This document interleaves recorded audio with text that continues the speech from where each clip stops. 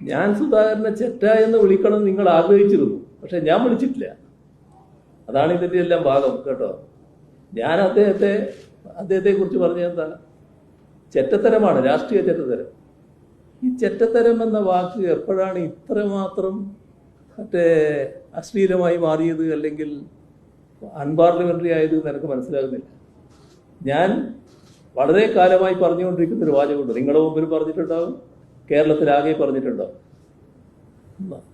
ചില്ലറ വോട്ടിനും 4 സീറ്റിനും വേണ്ടി രാഷ്ട്രീയ ചെറ്റത്തരം കാണിക്കുന്നവരല്ല ഞങ്ങളെല്ലാവരും ചെറ്റകളാണ് അതിൻ്റെ അർത്ഥം.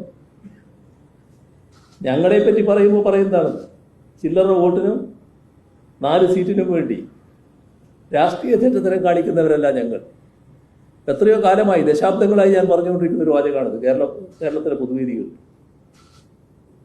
സാധാരണ പറയുന്നില്ലേ, ചെറ്റത്തരം കാണിച്ചാൽ ചെറ്റത്തരം പറയില്ലേ?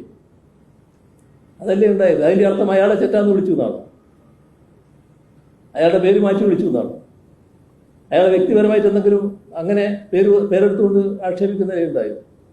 പക്ഷെ നിലപാടുകളുടെ വഞ്ചനയില്ലേ, വഞ്ചന കാണിച്ചു എന്ന് പറയുമ്പോൾ, വഞ്ചകൻ, വർഗവഞ്ചകൻ എന്ന് പറയുമ്പോൾ എന്താ അതിൻ്റെ അർത്ഥം?